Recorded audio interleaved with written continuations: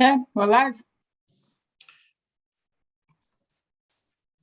Good evening, everybody, and welcome to the August 5th meeting of the Northborough Diversity and Inclusion Committee.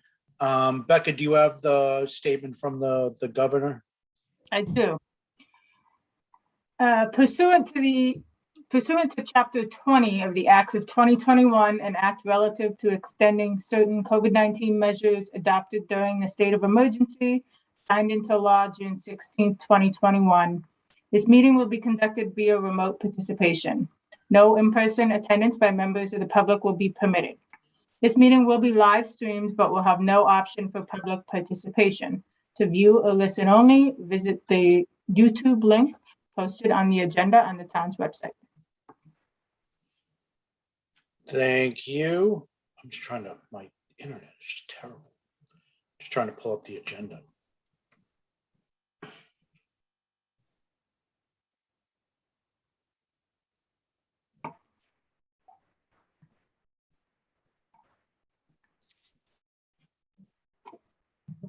Becca, do you have the agenda up? Yeah, so the first item is approval of the July 1st, 2021 meeting minutes that I July sent out. 1st. Yep. Okay, thank you. So yeah, the first item on the agenda, let's go around and just a roll call so that we're sure everybody can be heard and be heard. Deidre Writing, Present. Chica Holland, Present. Mary Leach, Present. Becca Meekins, Present. and I'm Tim Kalin. Yeah, so the first item on the agenda is the approval of the July 1st meeting minutes. Did anybody have any comments or additions to those minutes? No? All right, so just a roll call vote. Deidre Writing, A motion. Yeah, I'd like to make a motion to approve the minutes. Second.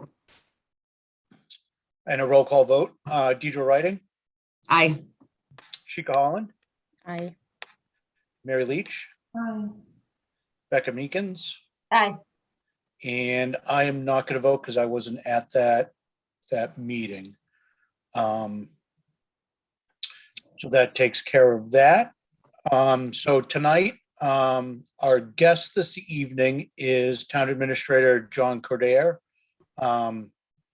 As everybody knows, I think everybody has had a chance to chat with John before we got started. So John's been Town Administrator for how long, John? 15 years. 13 years. I've worked for the town for 19 years. I've been a town administrator for 13, and I've lived here for 24 years. So doesn't quite qualify as a townie, but I'm still a blow-in, though, according to the if you're keeping score. yeah. So John, thanks for taking the time. I know that we've touched base a couple times about everything that's going on with COVID and the Delta variant. So I know there's a lot going on with the town and working with the health agent in the schools and everything. So just thanks for taking the time to meet with us tonight. It's, like I said, it's very much appreciated. Pleasure. And as you know, we've met with a number of different departments, police, fire, and school, and a few of the committees. And what our goal is when we meet with the various departments and committees is just to get a overview of the diversity inclusion goals of the department, and learn how this committee can be a resource to help the departments implement any diversity and inclusion agenda items they may have now or in the future. So that's been the scope of the conversations that we've had with everybody.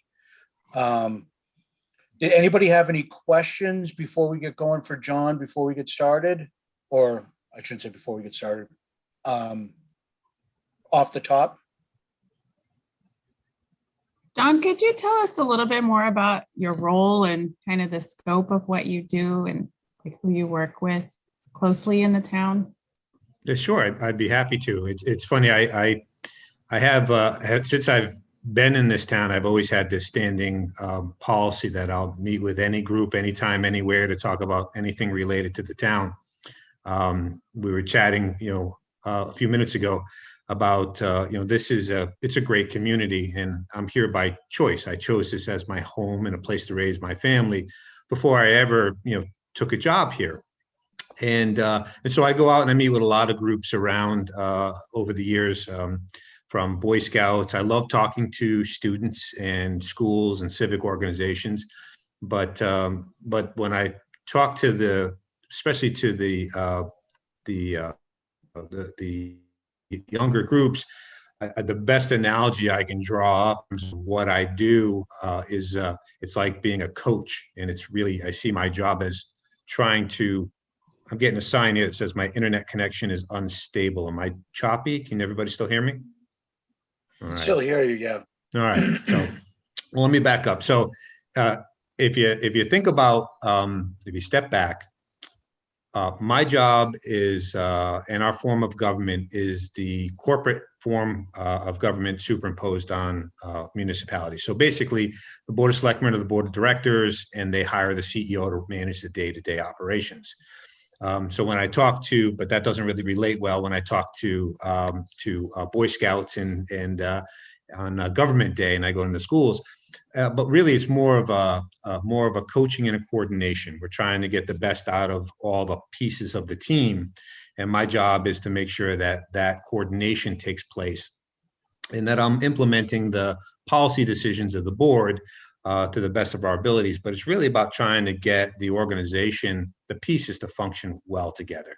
And you do that through coaching and motivation, and sometimes discipline, which is always, kind of a last choice. But then that's the inward facing, and then the outward is engaging, the community and the civic groups. And we're an organization that is really run at the policy level by volunteers such as yourself. So it's kind of an up and down the ladder, and it's trying to bring all those pieces together and get folks to work together over things that they might not always agree on. So it's a lot of conflict resolution, and I think the joke is, we spend as managers, we spend a lot of time herding cats. You got people wandering off in different directions, and you're trying to get, from a policy standpoint, and it culminates with town meeting, to get everybody moving the same direction. And you do that with good process and good information. So one of the things I pride myself on is, as I said, I've been the administrator for 13 years. We've had consistent, unanimous support for pretty much every major initiative that we've done in terms of budgets and capital projects. And the only way to do that is just a very strong commitment to a good process and good information, despite, some of our, at the federal level, the facts matter, and we need to make sure that we're making decisions on good information. And Tim's a data guy. He knows I'm a data guy as well. And so, that's the basis upon which you agree on the information. And then we try to figure out where it is we want to go as a community. I don't know if that answers your question. It's a tough, when people ask me, what do you do for a living? The title is easy. Explaining how it actually works in practice is a little bit more complicated. So. Oh, thank you. That was really helpful. And I really appreciate, I know we all appreciate you coming today. I'm happy to be here. So. Thanks, John. Anybody else have any initial questions? No. So when in our conversations with the other departments, one of the themes that has come up is just the challenges that everybody's having around hiring and recruiting. Yeah. And I know, from the position that you have within the organization is that you're involved in a lot of the hiring and recruiting, not only at town hall, but also assisting with other departments. Are you seeing are you having the same challenges around hiring and recruiting as far as interest in positions and getting qualified people to apply for jobs and so forth? Yeah, I think as an industry as a whole, I mean, the private sector is having, if you talk to the folks in the Chamber of Commerce, they'll tell you the number one complaint or issue of their membership is difficulty in recruiting and retaining, good people. I have a fly buzzing around in here. I have a Mike Pence moment here. I hope that's the only, no. Yeah. So it's sort of across the board, but I do think that specifically municipal positions and some positions within the town have become very, very difficult to recruit for. I know you spoke with police and fire. When I started in this business, 25 years ago, we'd advertise a police position. I'd have 200 applicants. Now we're lucky to get a dozen people, and of those trying to get down to qualified people that we want to become a part of our organization, it gets very, very tight. But there are a lot of positions that there just doesn't seem to be a pipeline of folks coming in and wanting to get into this business. And especially on the finance end, town planners, right now, health agents are almost impossible to find. We lucked out. We've got a Cracker Jack and Kristen Black, and we're thrilled to have her. But just the applicant pool isn't there. The quality of candidates don't seem to be there. And because the feed coming in to people wanting to work in municipalities, for whatever reason, has shrunk. What we find is that municipalities are just poaching from each other. And unfortunately, as a small town with a great reputation of hiring good people, the larger towns, kind of poach off our folks. And we can't compete salary wise, and we can't compete in terms of promotional and scope of responsibilities and services. We are a town of 15,000, and you're gonna have a different experience if you go and you're a departmental director of a town of 30 or 35 or 40,000. It's just different. But I've participated in a number of future managers. I've been a member of our professional association, trying to encourage folks to get into the business, and specifically to encourage women and minority candidates to come into the management side of things. I also I work with Suffolk University and a group of other managers and departments who teach a finance course, and the goal is to try to find people that are currently serving in organizations that are interested in moving up, because again, we just can't find good people. And so that's been helpful, but we really, especially during COVID, which is extremely unique circumstances, we're just not seeing the people, and the competition for good people is greater. And a lot of times in government, we don't have some of the flexibility that the private sector does to offer signing bonuses and to do things differently with salary. We're very heavily regulated, and we tend to be a unionized environment, which limits flexibility to some degree. So it's just right now we're seeing also a lot of people doing a lot of soul searching after this past year, and making decision that, I'm only going to work remotely, or I'm going to make that career change that I've been thinking about doing, or make that move to that new position or that promotion that I've been hesitant to do. So it's a lot of factors that have combined to make it an extremely, extremely difficult labor market right now, and particularly for some subsets of positions like public safety. People don't want to be a police officer at the moment for a variety of reasons. So it's hard. Yeah. It's the same story that we've heard numerous times from the other departments is the labor pool is just so minuscule right now, and not a lot of people looking to get into working with the municipalities, and so our bread and butter when it comes to recruitment, we've had a good run of bringing like very high quality people like Becca into the organization. And the bread and butter comes from two places. We look for rising stars or people that have capacity and potential to make that next move up, but they might not have the experience. And so we're a very stable organization that's great for somebody to take that first step in, because there's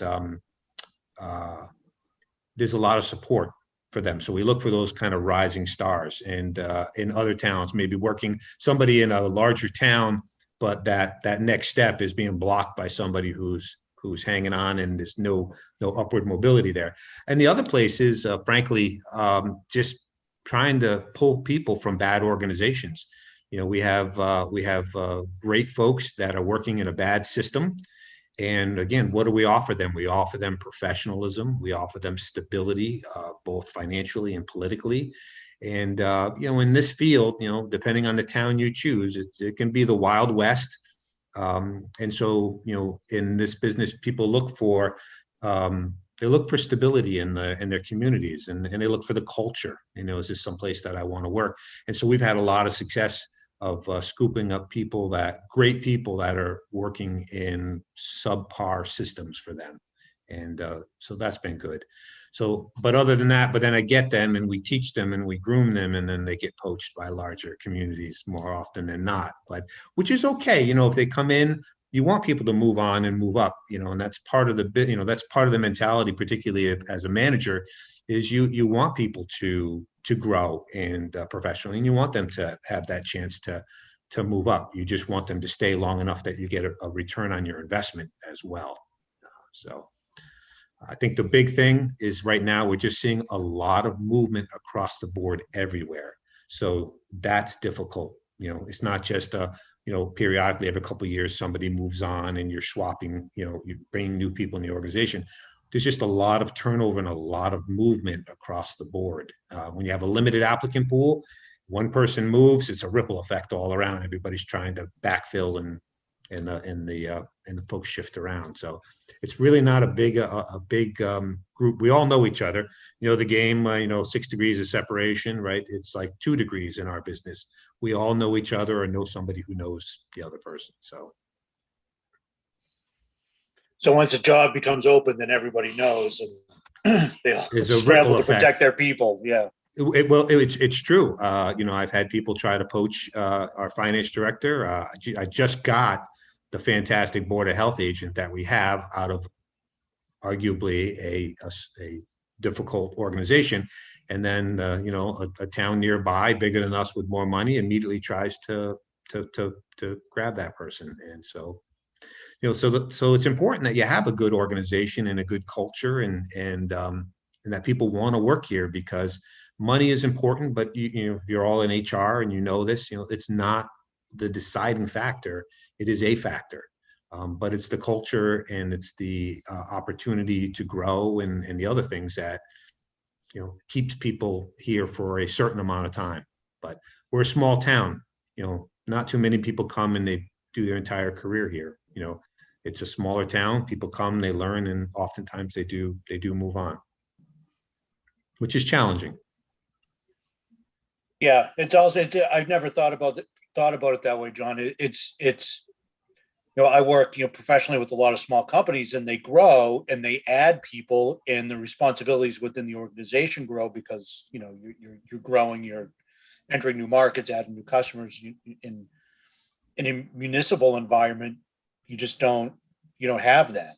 It's the town of Northborough isn't all of a sudden going to go from 15,000 residents to 30,000 residents in the next 18 months. It's just not how municipalities work. And municipalities, like other organizations, there are some that are more like startups that are growing fast, a large school population. There are some that are mature and some that are decaying. And Northborough has been on a growth spurt, so to speak, in terms of development and some growth. But we are now really what I would consider to be a mature, plateauing community. The reality is there's no more land to develop.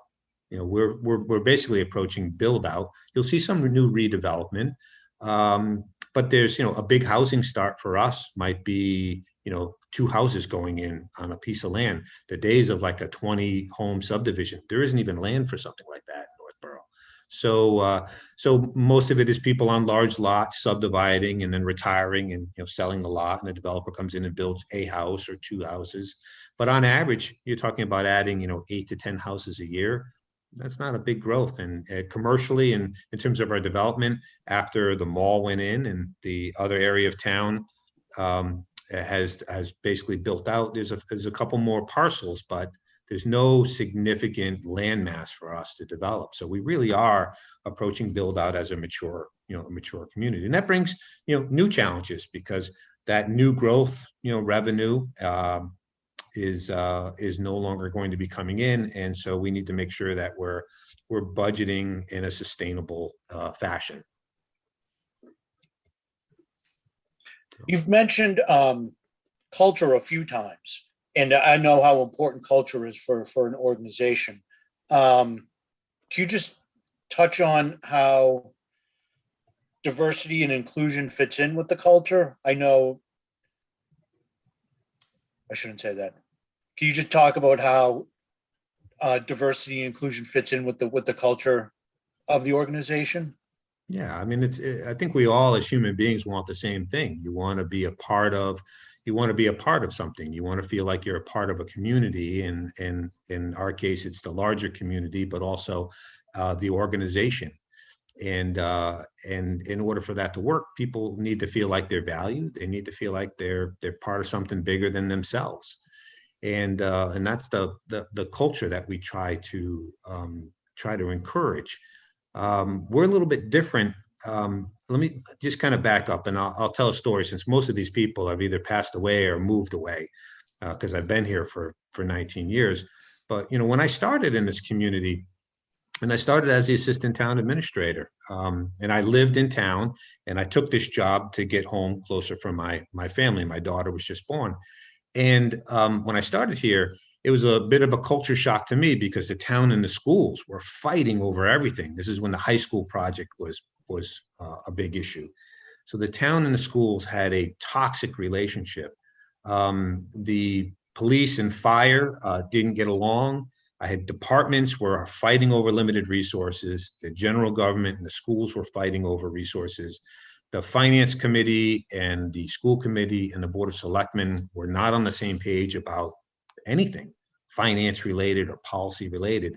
And one of the things that when I took over, one of the first things I did was to try to address the cultural issues that we were facing. And again, my focus is always on information. You got to agree on the facts before you can have an intelligent discussion. And then process, allowing everybody to be heard and to have a process that when it comes out in the end, it might not go your way and you might not be happy with the outcome. But if you felt like you were heard and you got a fair shake, you don't go away mad or angry, and it took a couple of years to do that. But I'm very proud to say that if you bring in the superintendent and the prior superintendent and the prior superintendent to that, they will all tell you that was probably the biggest thing that we did was making that culture of respect and inclusion. And so that in the long run builds trust in the organization, which allows people to deal with controversial or difficult issues without immediately starting to fight or be defensive. They're willing to listen, and they're willing to be swayed.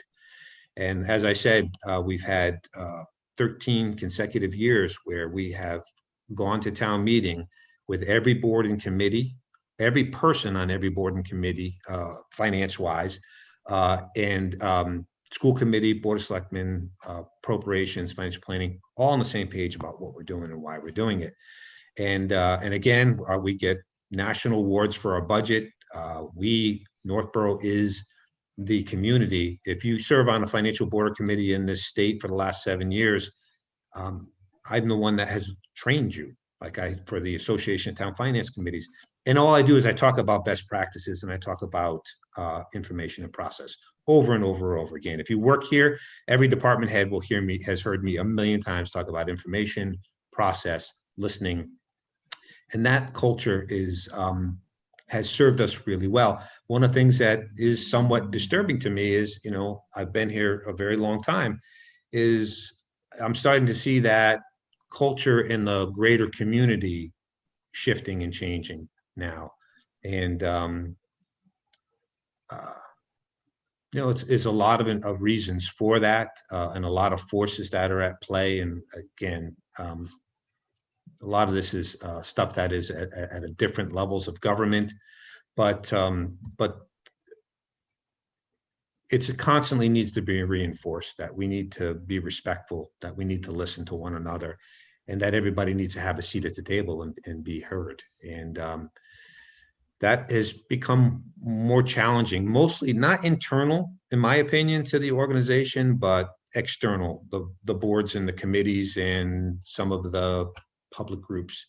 It's become increasingly more challenging, and it does impact our culture, and it does impact our ability to recruit and retain people if boards and committees aren't getting along, or there are things that people view as unsavory or not reflecting well on the community. So that's a challenge, and that's not unique to Northborough. I talk to my colleagues across the state and across the country, and there are a lot of factors that play into that.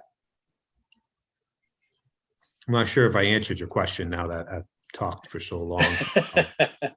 No. But if I didn't, please redirect, and I will specifically answer the question, Counselor. No, thank you. Any questions?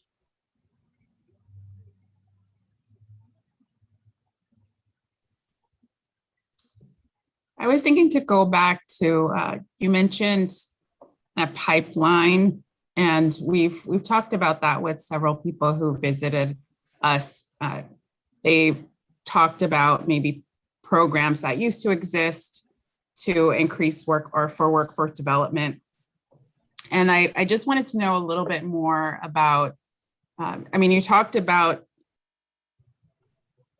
where you might find people, but is there a trajectory for the types of positions you would be filling in our town government? And if so, how does that get strengthened as a pipeline, or are there programs for workforce development there? Sure, Deidre. Do you mean for recruiting people into the organization, or once they're in the organization? Recruiting people into the organization. To the organization, yeah. I think everybody has tried to make more of an effort, like, again, at the manager level. We've tried to make and create partnerships with universities and MPA programs to try to, we'll go and we'll speak to those programs to try to get people interested in coming to local government and serving in local government. There is an arm of our professional association that will go out and talk to groups about careers in local government. So, and again, we're very diverse too. So, you've got planning, versus police versus fire. It's just a very different, the planner group, people who wants to be a town planner or building inspector are not the same people that are interested in being police and fire. So it really, at the department head level and the statewide association level, I think they've all recognized it and tried to put into place programs to get people to become more aware of career opportunities. But it's one thing to be aware, but then how do you assist them? And that goes back to the Suffolk University program that I'm involved in, which is, okay, so we have nobody that wants to go into municipal finance right now. You cannot find a town accountant. You cannot find a finance director. They're just not out there.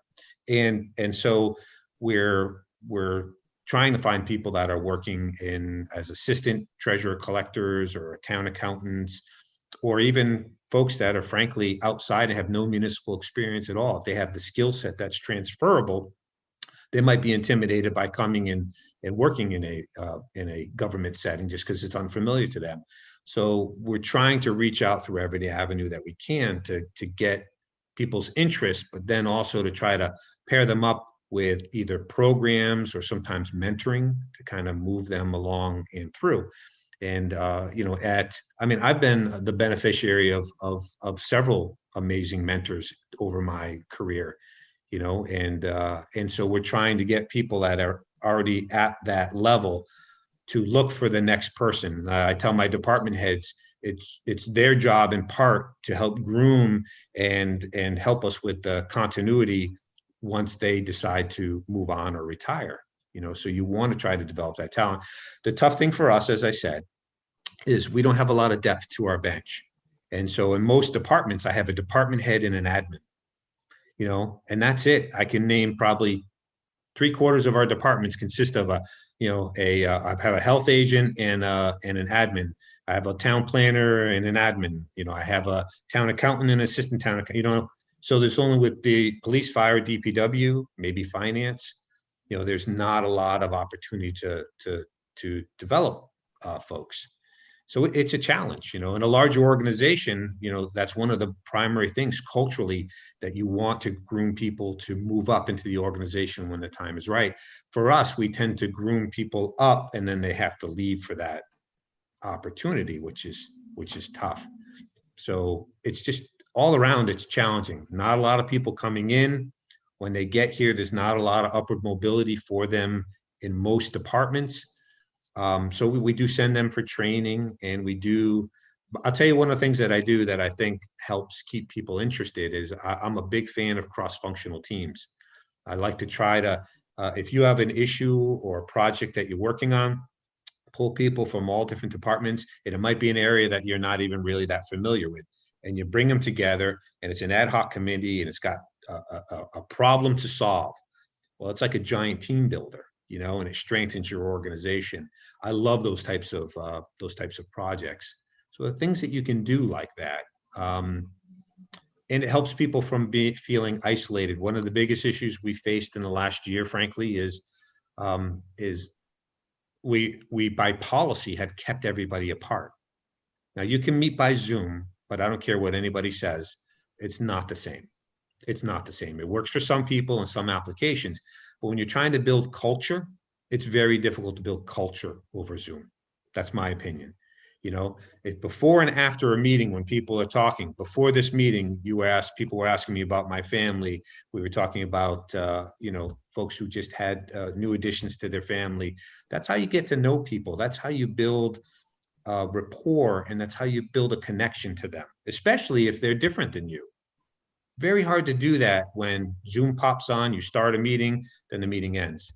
You have to go out of your way to make those opportunities. So it's been very difficult this past, year and a half to do that.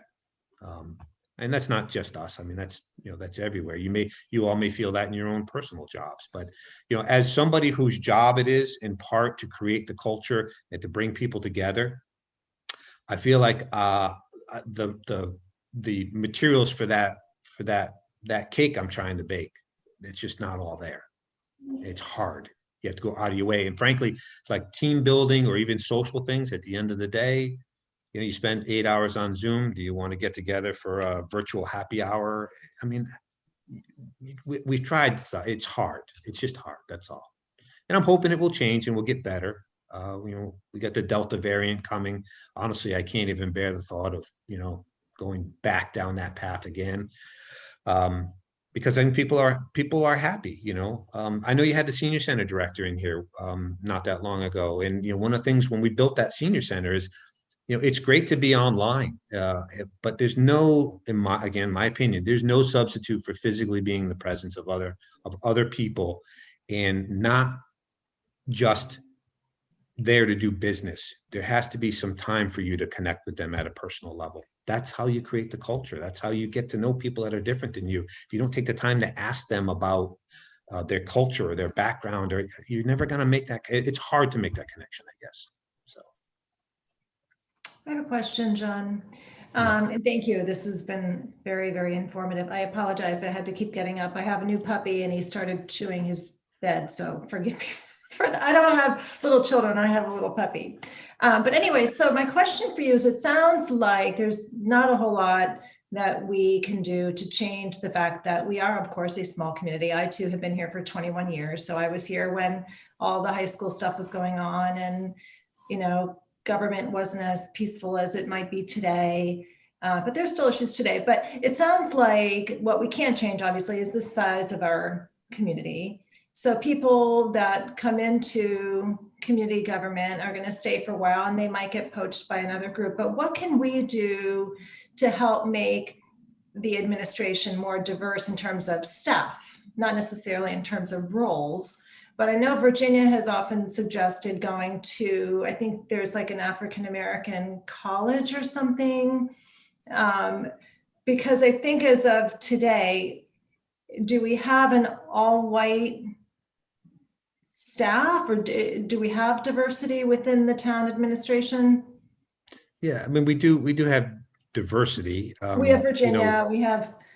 There, again, it's something that, you need to make a conscious choice about what kind of an organization you want to be and what you want it to look like and what the feel of it. And it's what, you keep asking me, like, how can the committee help me do my job better, or help us in terms of the goal of diversity and inclusion. And, when it comes to recruiting, for me, it's just the most difficult thing for us. We have gone out specifically to recruit a female police officer. We absolutely should have a female police officer. And it's very difficult for a variety of reasons. A lot of folks don't want to do the job. There's physical requirements that pose a barrier oftentimes.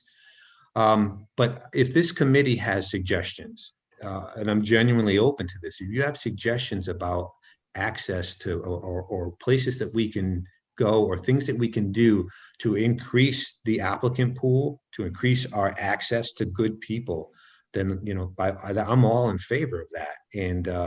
And we, like I said, I'm having difficulty, frankly, finding just a qualified person of any race, nationality, or background. It's that difficult at the moment. And so anything that we can do to make our organization more attractive. I will share one story with you. When I was recruiting for the assistant town administrator position, for which Becca was ultimately hired, I had a candidate that said that she applied to our organization for one of the primary reasons was that a statement that was put out by this committee regarding the Floyd death, that the way our community approached it versus the way the organization, the community, and I'm not going to name the community that she was in, approached it. She said, your culture, what you put out there, made her want to apply here instead of where she was or another organization. So that what you put out is important too. And so that's, I think, something, the fact that this committee exists, and that we're putting that out there, that this diversity inclusion is important to us, I think that has an impact, because you're sending messages out all the time, whether or not you know it.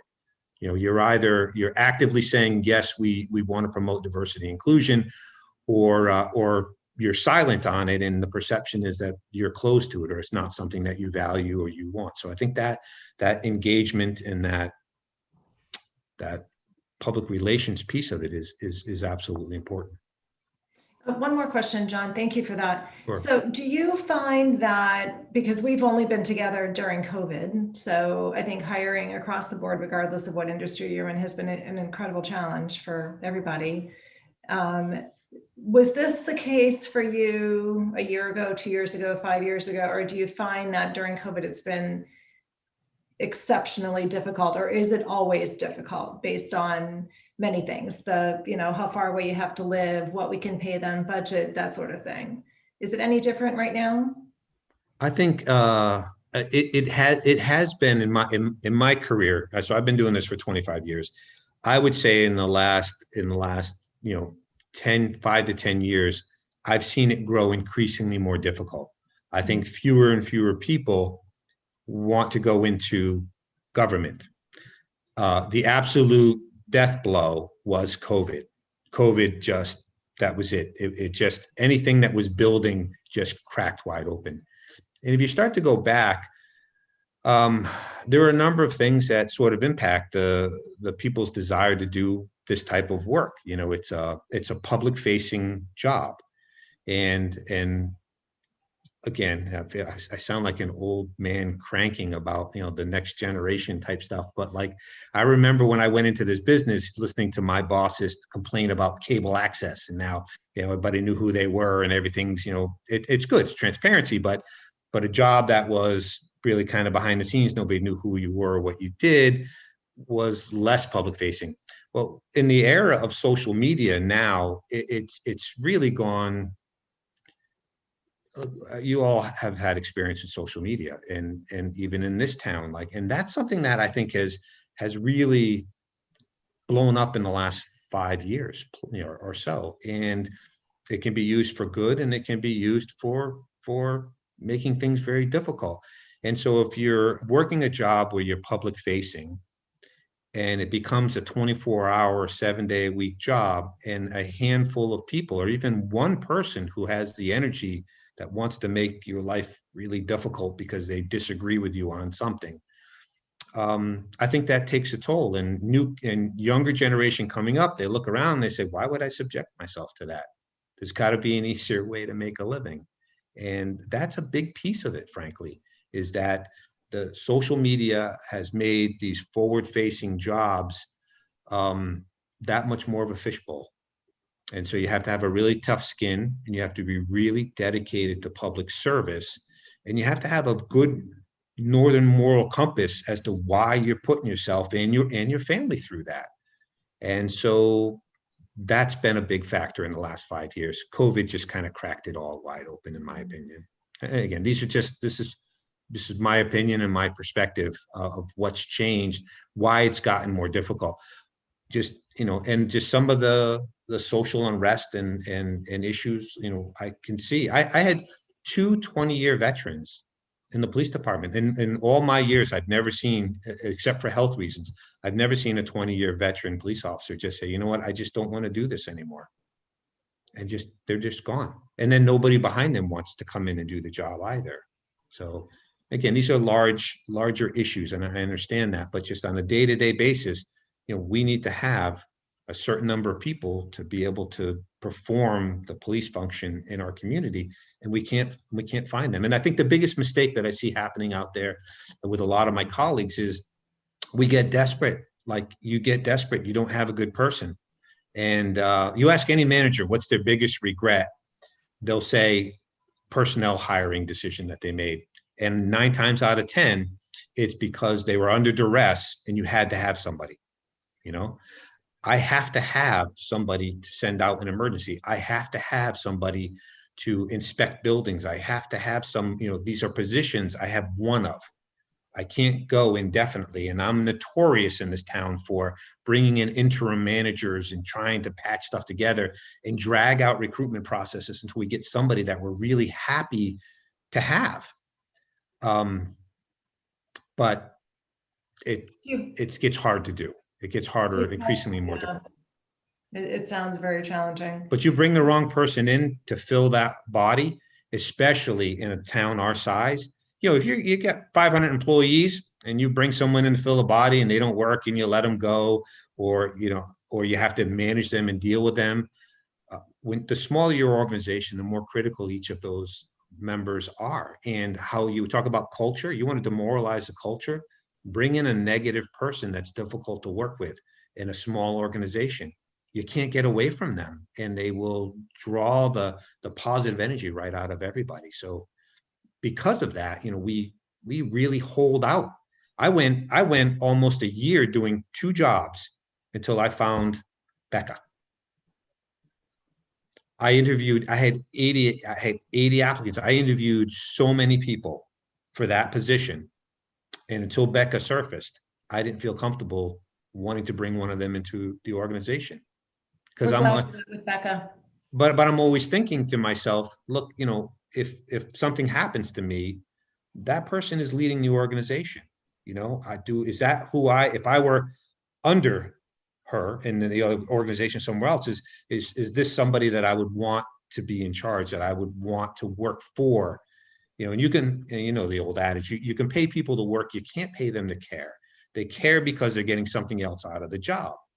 And people that go into public service historically, they get into it. A lot of times they're idealists. They care. They want to make some kind of they want to be of service to the community. And the greatest thing for us is, if I'm going to work as hard as I am, I want it to mean something. I want to be of service to the community, and it's harder to find people like that are willing to sacrifice what needs to be sacrificed to serve in that capacity. So, and even in levels that never used to see that kind of scrutiny at the department head level, department heads are finding themselves getting beat around on social media, and and now everything that we do is recorded and broadcast, which is great for transparency and it's great for government, but it does have a toll on the people, particularly if the public culture is negative or it gets combative. It takes a toll. It does. So, do you have any openings right now? I am looking for a senior center director right now. Liz Tradiak has decided to step back for personal reasons. I've got, what else do we have open at the moment, Becca? We've got police officer position open. We have a dispatcher position open. We have a firefighter paramedic position that's open. Yeah. And what we're seeing is, we get them in and then somebody else moves out. So, it used to be when I started here, it's the same, the police officers, they came and they stayed their full career. Now, it's some of it's a generational thing too. Like there's no sense of, I'm loyal to an organization for decades. People view work as a kind of a free agency oftentimes, because that's what they've seen, that there's no loyalty the other way either. So they need to look out for themselves and their family. And so they're willing to contract shop or move around quickly. And frankly, what I've seen in my business and at my level is I've seen a lot of people making moves up where they don't really have the experience to be successful. And it's a tough job if you're not really confident in your technical backgrounds. I spent 6 years as basically a finance director doing capital and operating budgets. And I came to Northborough, spent 6 years doing HR, economic development, insurance. Like it's been my role to do all of these things. I'm confident. If Becca steps out the door, I can do what needs to be done. And that's a confidence that I see a lot of folks, they're chasing the money and the titles, and people are hiring them because they're desperate, but it's not always good for the organization or for them. But again, it's just kind of a sign of the times. Yeah. Okay, thank you. Yeah. I don't mean to be pessimistic. I'm about realistic. Government. I want to be clear. Look, I'm passionate about this work. It means something. It matters. What we do every day, it matters. It gets harder sometimes, but ultimately, I want to work and stay in an organization that values me and that appreciates what I do. When you don't feel that, you move on. And so that's, fundamentally when it comes to diversity, but inclusion and equity, that's what it's about, making sure that people are valued, they're part of something. And if they don't feel that connection, there's no loyalty or willingness to go beyond the minimum that you're paying them to do. They'll work, but they won't care or care as much. Right. And that's even living in a community. If you don't feel like the people that are running your community care about you. Yes. Like being a member of this committee, I want people out there to know that we care. We care. That's our purpose. Like we care. That's why we're doing this right now. We want everyone to feel included and welcomed. And whether you work here or live here and work here, I think that's the bottom line is we want people to know that we care. Right? I mean, it sounds so simple and tacky, but it's really, that's what it comes down to. You know, I mean, even in the survey, I mean, people are like, you don't care, you know, whatever. We had positive and negative feedback, but you're being very realistic in your delivery, John, and that's what we need to hear. I mean, clearly you wouldn't have been part of this organization for 19 years if you didn't love what you do. So you're not coming across as pessimistic at all. You're just being realistic.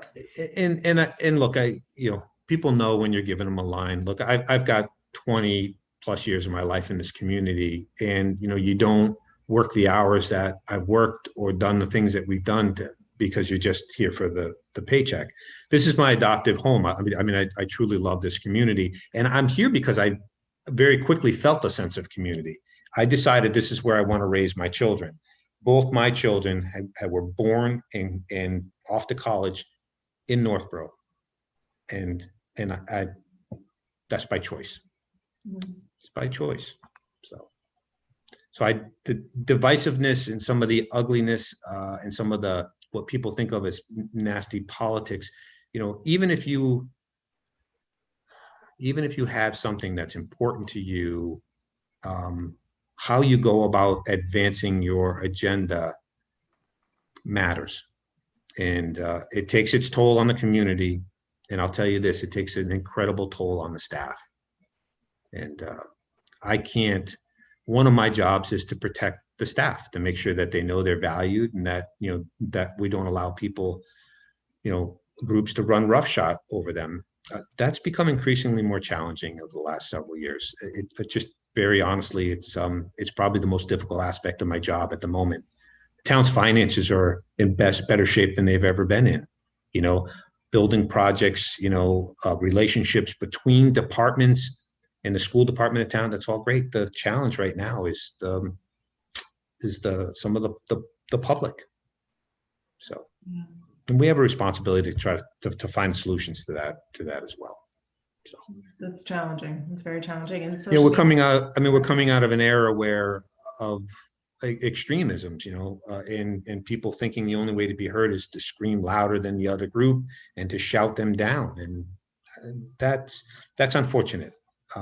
It's one of the things I've loved about this town is that has never been going back. It just isn't how we operate. But there's, and again, it's not just Northborough. This is what I'm hearing from my colleagues across the state. And so as a committee and as individuals need to be clear about what you want your community to look and sound and feel like. Yeah. So. Thank you. You're doing a great job. Thank you. I appreciate that. I genuinely do. We got a lot of great staff. We got a lot of great volunteers in this town. So. I want to just point one thing out, John. I think the anecdote that you gave us about the woman who applied for my job because she heard about the statement from the committee, I think that's important for the committee to zone in on, because I think we've talked a lot about hiring, recruitment, and we've talked about it like on a national scale, that there are issues that, as hard as we may try, the Northborough Diversity and Inclusion Group, like we can't change what's happening on a national scale, but what we can do is change what people see and hear when they come into town. So the things we've talked about, raising the pride flag, having like celebrations that celebrate multiple cultures during events. I think those are the things that we should really focus on, because as John's pointed out, they do obviously have real impact. So I just think it was a great anecdote to share, and I think it's a good tidbit for a group to take away. Yeah. Thank you for that, Becca. Yeah, thanks for that. I think that's an important point. I agree with you, Becca.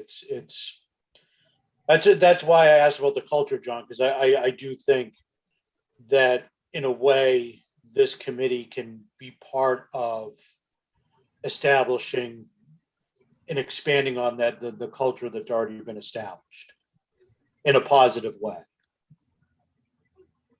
Yeah.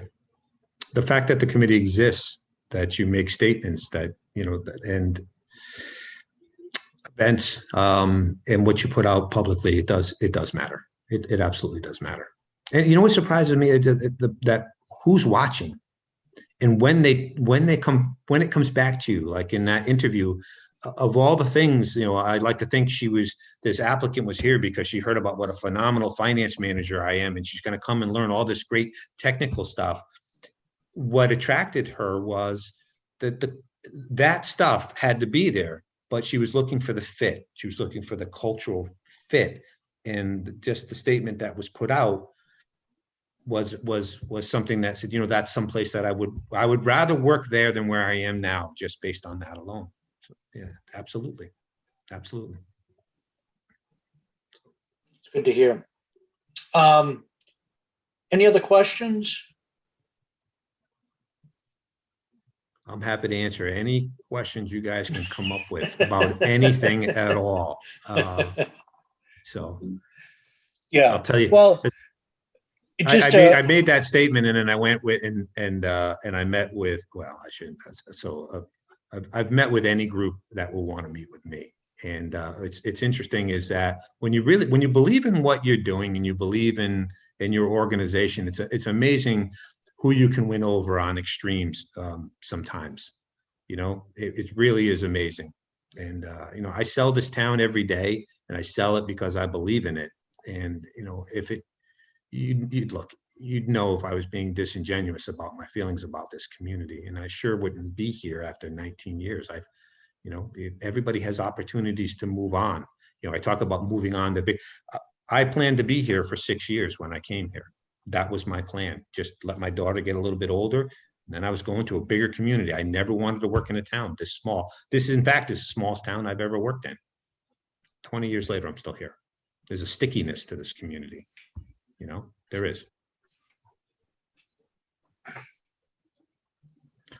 Offline, I'll just say, if anybody has anything that you'd like to talk to me about, or you have something that you would like me to know, by all means, and that's for anybody that may be watching this as well. I'm happy to speak with. I'm happy to speak with anybody. We're all trying to get to the same place, I think. Yeah, I agree with that. And that, it's if there's anything that comes up that we as a committee can be helpful and a resource for you, please don't hesitate to reach out either individually or as a committee. And, obviously, Becca's part of the committee too, so she's pretty in tune with what's going on. So that's always been an extremely important part of the committee. So if there's no other questions, just thanks, John. It's really truly my pleasure to be here. And I just, like I say, when I encounter volunteers doing sometimes a thankless job, just appreciate it. Like my standard pitch to when I meet with Cub Scouts, we all talk about, like, we think of the big moments, like you go to town meeting, you vote for or against something, or you vote for a big school project. And I always try to tell them, everything that you do on the small scale on a daily basis is what determines what your community looks like. And a big piece of that is volunteering to make your community look and feel like the place that you want to live and you want your family to be raised. And I'd love to have my kids come back and be here, Hope they have that feel. I hope your families have that feel. And if they don't, we got work to do. Yep. I agree with that.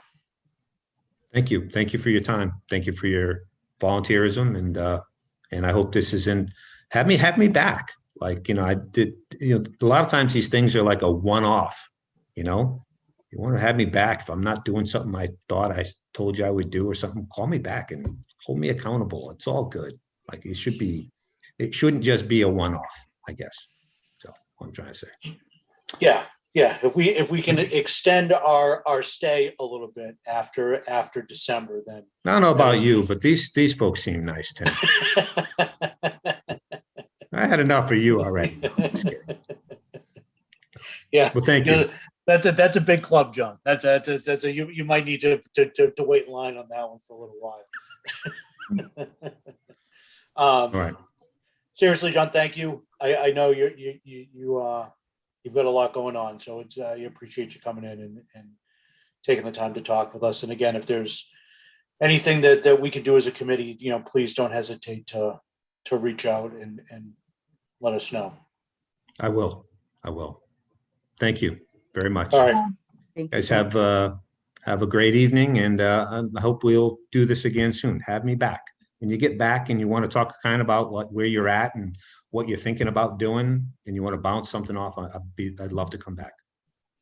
Okay. Will do. Yeah. Thank you, John. Great. Thanks, everybody. Have a great night. Yeah, you too. Thanks, Thank you. Thank you. All right. Bye-bye.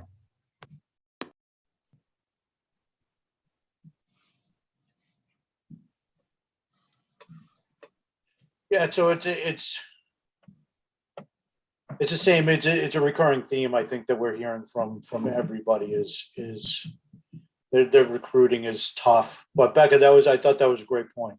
You know, it's that story. I didn't know that. I didn't know that had happened. About the statement going out, and I think that reinforces some of the things that we've talked about in how we want to impact the community as a committee, that just by simply doing stuff that's easy, that's inclusive, that's not expensive, or doesn't require an enormous amount of time by town staff. Real easy stuff that I think, I think we all agree and have discussed it. It will go a really long way. And it's good to hear that it actually has. Yeah. Right. That was very informative. Thank you for having him. That was really great. Yeah. Yeah, he's always the conversations I've always had with John, he doesn't sugarcoat. You know, he talks, and when he that's why I was joking before about his kids, and the process got the process got skewed because both of his kids were leaving at the same time. That's why I said to him, I can't believe you were surprised by the process, because he is so process and information driven, and it's It was nice to see the human side of him. I like that. I liked seeing getting a little emotional, and he's a good man. yeah. Yeah. Yeah, that's a good point. I think that's, it's, I've been going back and forth on that with the role of this committee, and because I think that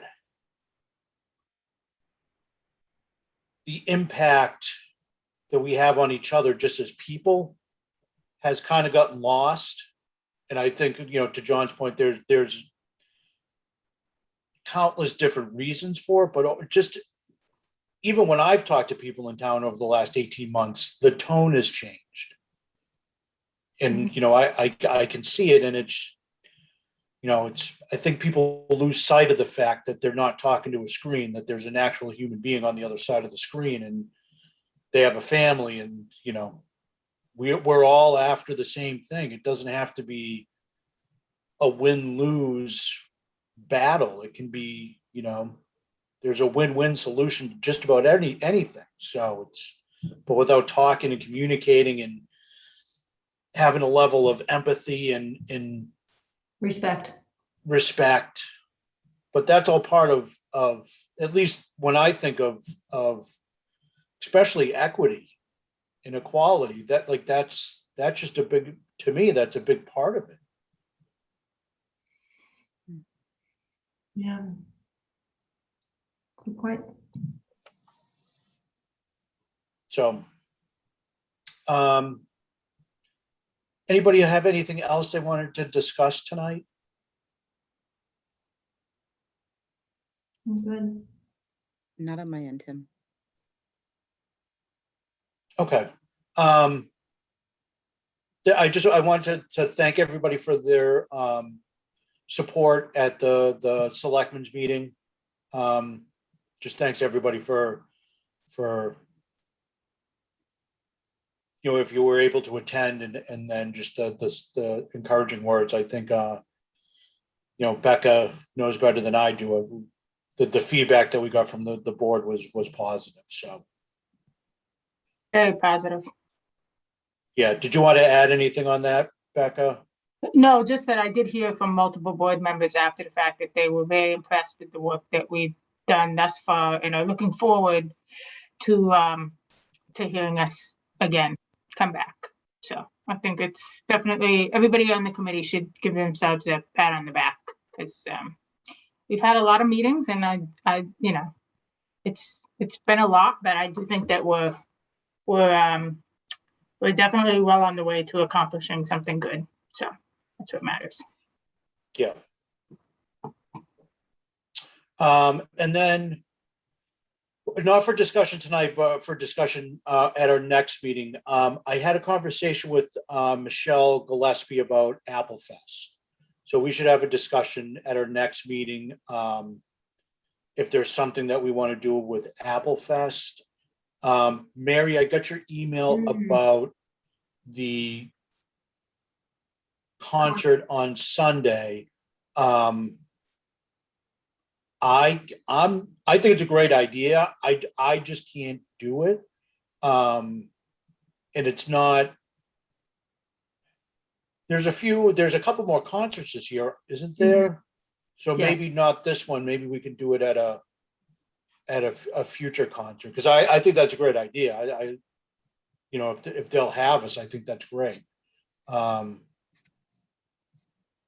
So Shika and Deirdre, so. I was going to say, did I miss the email?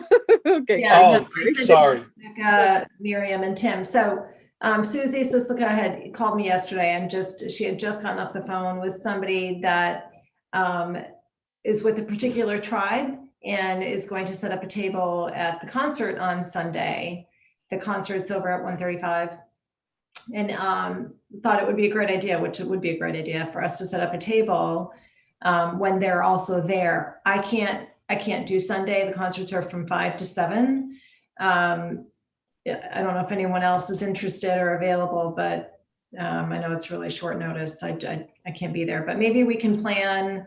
I'm going to be away next weekend, but maybe the following weekend. I don't have the schedule, but I can take a look and follow up with you guys.